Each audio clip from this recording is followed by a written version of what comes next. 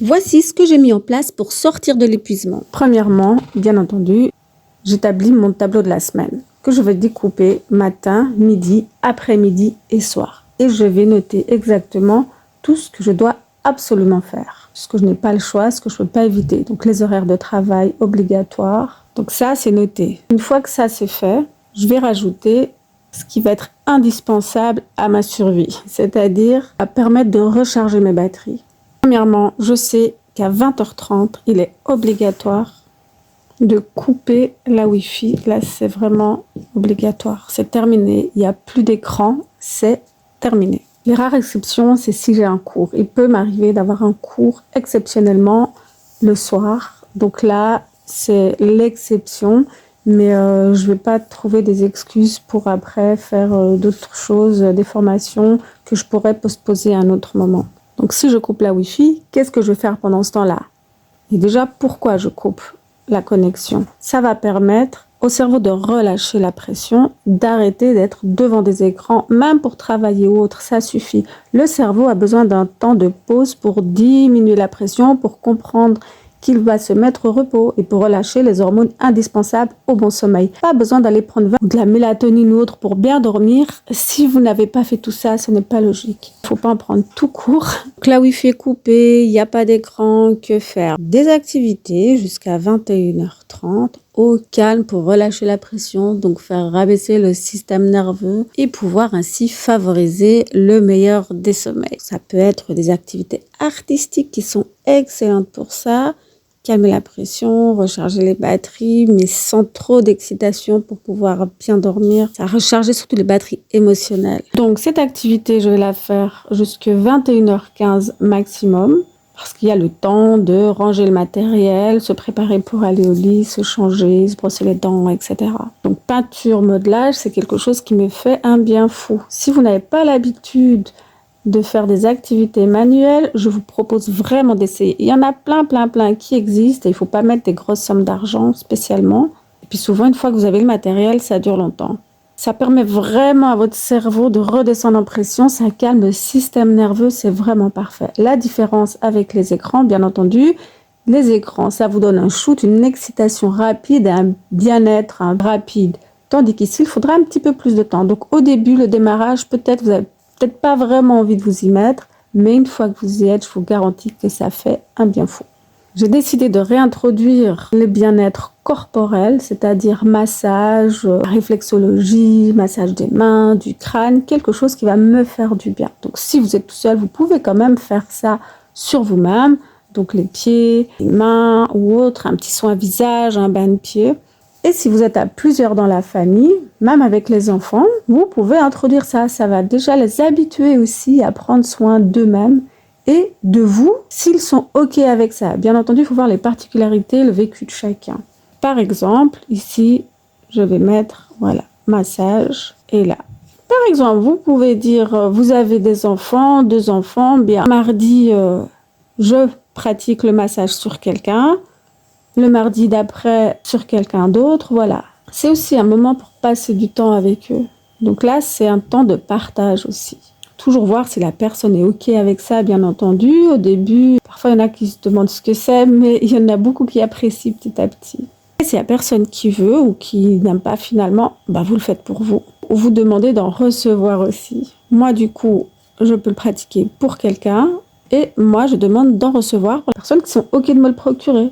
Le jeudi, par exemple, et le mercredi, je vais reprendre la lecture, que ce soit de la lecture qui va m'être utile dans mon travail parce que c'est quelque chose que j'aime énormément, ou dans un tout autre domaine, du moment que ça vous fait du bien et vous relaxe. Je n'ai pas de baignoire, mais si vous en avez une, vous pouvez par exemple programmer un bon bain. Vous adaptez à vos envies, vos besoins, vos capacités, mais prenez du temps pour vous, c'est ça qui est primordial. Mais c'est vraiment réapprendre à avoir du temps de qualité sans les écrans. Et ce qui va être primordial, c'est d'arrêter cette activité à 21h15 afin que vous soyez au lit à 21h30. Il n'y a pas d'écran, il n'y a pas de téléphone dans la chambre, il doit être mis dans une autre pièce. Vous avez besoin d'un réveil, mais vous prenez un réveil à l'ancienne. Ça fonctionne très très bien.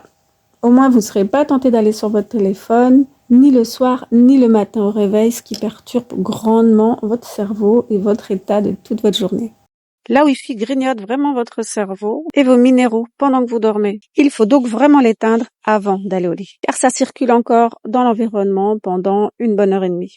Comme vous vous couchez, vous aurez plus de chances de vous lever dans le même état. Vous vous couchez dans le calme, la sérénité, mais vous allez vous réveiller sereine et en pleine forme. Si vous n'avez pas l'habitude d'agir ainsi, bien entendu, ça peut prendre du temps pour réguler tout ça. Il y a des astuces pour aider. Donc le matin au réveil, la première chose à faire, personnellement, j'ouvre les yeux, je rends grâce, je remercie d'être en vie, etc. Et pour plein de choses, ça me fait du bien et c'est un moment de reconnaissance. Que vous croyez en Dieu ou pas, c'est un moment vraiment de gratitude qui fait du bien au moral aussi. Ensuite, 5 minutes de respiration. Vous êtes couché dans votre lit, c'est parfait, vous êtes dans la bonne position. Vous respirez calmement, inspirez calmement en gonflant votre ventre, vous inspirez par le nez et vous expirez lentement par la bouche. Vous faites ça pendant 5 minutes, ça relaxe et en même temps ça redonne de l'énergie. Donc ça calme le système nerveux mais ça va vous donner de l'énergie pour votre journée. La respiration est importante à faire 3 fois par jour. Vous pouvez commencer à le faire par exemple tous les matins. Ensuite vous allez rajouter par exemple le midi et puis le soir. Pour introduire une nouvelle habitude ou pour réintroduire une nouvelle habitude, moi, je trouve facile de la coller à quelque chose que je fais déjà. Le matin, je me lève, je suis couchée dans mon lit, donc c'est facile. Le soir, je me couche, je suis dans mon lit, ça devient un automatisme. Quand je suis couchée, je respire. Voilà, profondément, et ça fait du bien. Le midi, je vais coller juste avant le repas. Avant de manger, je vais respirer 5 minutes profondément et calmement. Ça va permettre la détente et donc une meilleure digestion aussi. Évidemment, si vous êtes collé sur votre écran pendant que vous mangez, ça n'aura pas tout à fait les mêmes effets. Ce qui va vous aider aussi de récupérer un bon sommeil si vous avez des troubles du sommeil. De toute façon, ça c'est à faire même si vous n'avez pas de problème pour être sûr, toujours un bon rythme hormonal. C'est de capter la lumière du soleil le matin au réveil. Vous ouvrez la fenêtre, vous passez la tête par la fenêtre, il ne faut pas de lunettes, pas de lentilles pour que vos yeux captent directement la lumière, envoient l'information à votre cerveau, c'est le matin, produit les hormones qu'il faut. Vous faites ça le matin, 5-10 minutes, et le soir, au moment du coucher du soleil, c'est pareil. Ça, ce sont 2 points très importants si vous avez des troubles du sommeil, que vous vous réveillez la nuit, vous avez du mal à vous endormir, ou vous avez du mal à aller au lit, etc.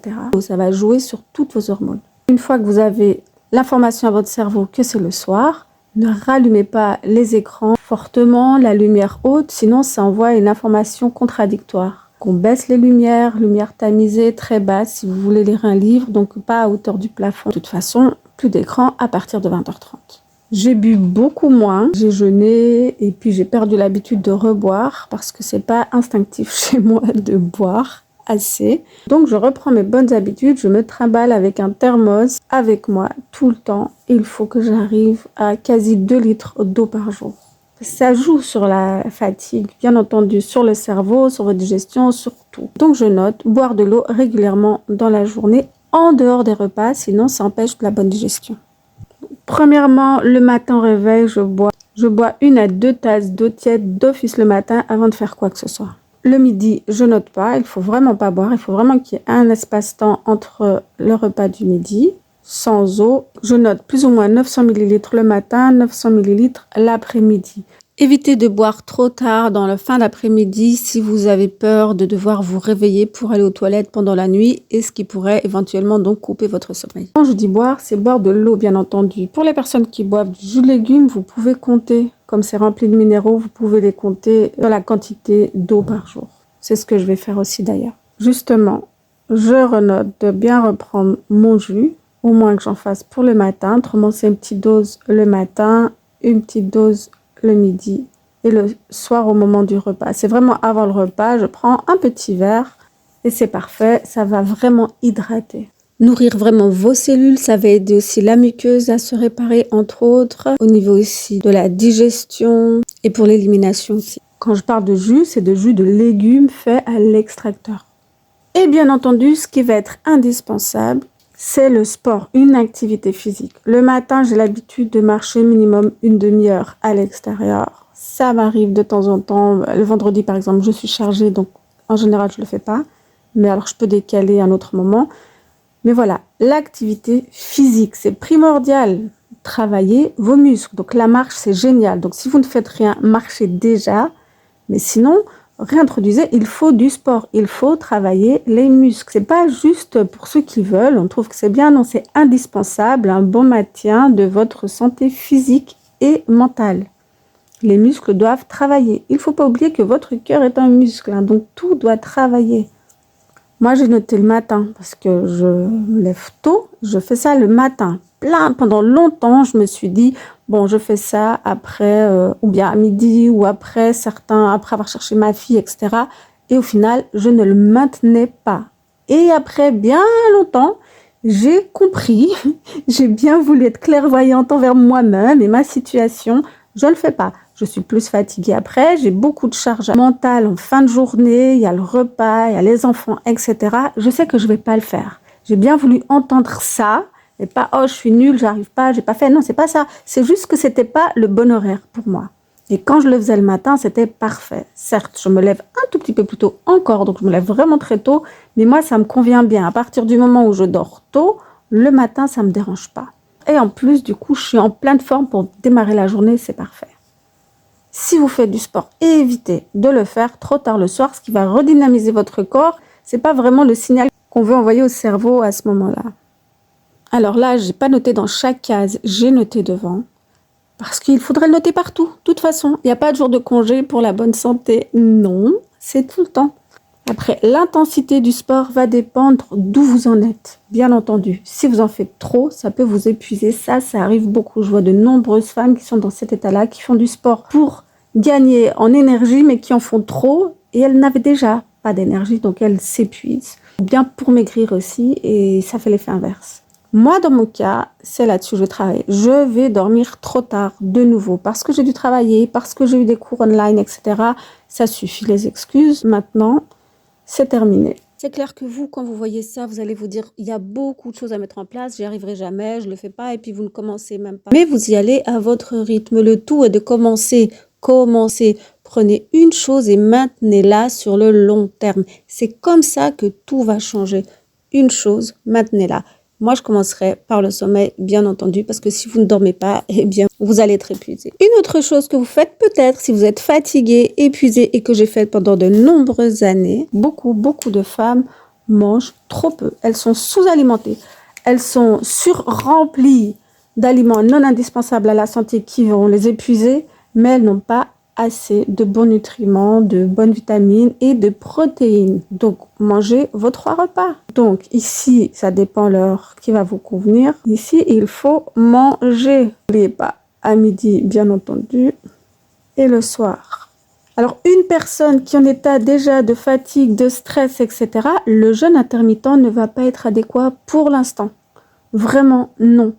Vous décalez peut-être juste un peu, vous mangez pas, si vous réveillez à 6h, mangez peut-être pas alors à 6h, vous décalez. Mais ça va être primordial. Et parce qu'autrement, en général, il n'y a pas assez de quantité de calories, de protéines, etc.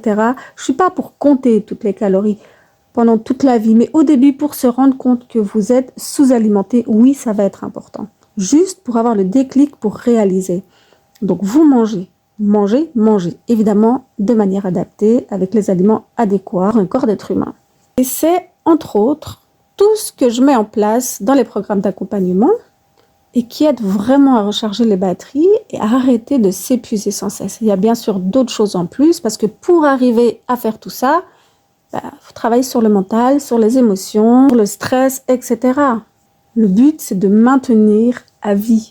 Vous aussi, vous êtes épuisé, vous voulez vous reprendre en main. Si vous avez des questions, n'hésitez pas. Contactez-moi soit en privé ou mettez un petit message en dessous de cette vidéo.